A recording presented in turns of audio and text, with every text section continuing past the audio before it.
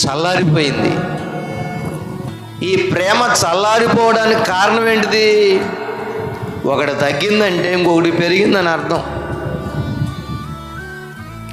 ఈ ప్రేమ తగ్గిపోవడానికి ఇంకొకటి పక్కన ఇంకొకటి పెరిగిపోయింది. ఏంటిదనంటే అక్రమం.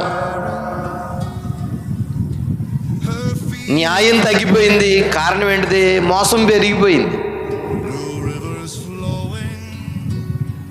అనురాగాలు ఉండేవి, అనురాగం తగ్గిపోయింది. ఇప్పుడు ద్వేషించడం పెరిగిపోయింది.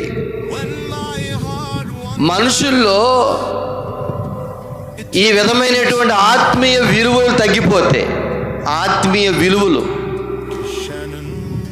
మనుషుల్లో లోకం తీరు వేరు. ఇది సంఘానికి సంబంధించింది. ఆల్రెడీ లోకంలో ఉన్నవాళ్ళు అదే స్థితిలో ఉన్నారు. లోకము దీనితో నిండిపోయింది.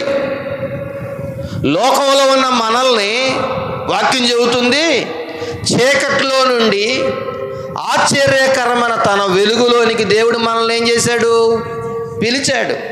అంటే ద్వేషించే జీవితంలో నుండి సహించే జీవితంలోకి పిలిచాడు.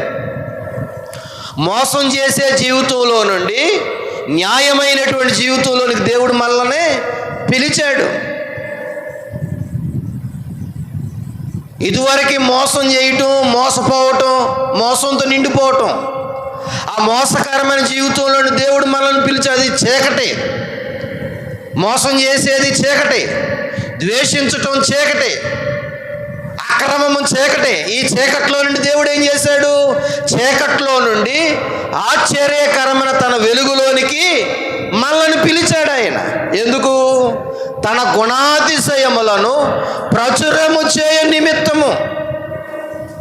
అంటే దేవునిలోకి వచ్చినాక, రక్షణలోకి వచ్చినాక, సంఘంలోకి చేర్చబడిన తర్వాత, దేవుని వాక్యపు వెలుగుల్లో మనం ఇదిగో నడుస్తున్నప్పుడు మనం ఏం చేయాలి తెలుసునా? ప్రేమ పెరగాలి మనలో, కానీ తగ్గకూడదు. అంటే ఒకటి పెరుగుతుంది, ఒకటి తగ్గిపోతుంది. ఏం పెరిగింది? అక్రమం పెరిగిపోయింది. ప్రేమ ఏమైపోయింది? చల్లారిపోయింది. ఆచారాలు పెరిగిపోయినాయి, ఆత్మీయత తగ్గిపోయింది. దీర్ఘకాల ప్రార్థనలు లేవు, టూకీ ప్రార్థనలు వచ్చేసినాయి. టూకీ ప్రార్థనలు అన్నమాట. ఏబిసిడీలు ఏంటంటే 2 అన్నాడు. ఏబిసిడీలు